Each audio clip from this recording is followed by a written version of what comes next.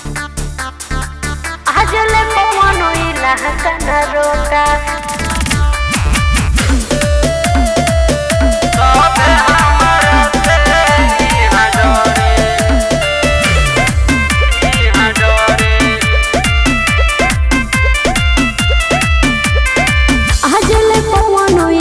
कना रोका केतना जाना के निकाल देनी चोखा बुझला।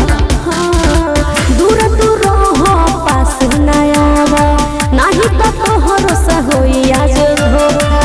हाई रंगदार गोली मारी ले खड़े खड़े हमर जिला पगली। अरे सब हमारा से इहां डरे। अरे जाजा हमर जिला पगली सब हमारा से इहां डरे। ढेर मत बोला।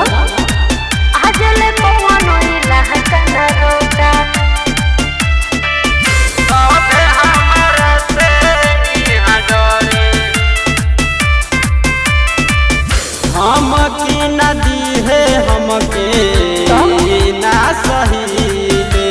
अच्छा मोचिए के शान पर कहीं भी रही लगाई के चश्मा जानी बोल तू दहाड़ के लहबो तूर देहबो बड़का पहाड़ के।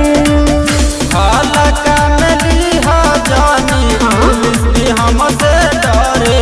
हमर जिला पगली सब हमारा से इहां डरे। हमर जिला पगली सब हमारा से इहां डरे। ज्यादा मत फेंको। आजले पवन इला कना रोका सब हमारा से इहां डरे। जेतना हम कहतानी बतिया लमान हो तोहरा के घुमाइब हम सारा हिंदुस्तान हो। पहिला बेर ऑफर ऐसन हमारा के मिलल बा लागता कि प्यार के फूल आज हमर खिलल बा।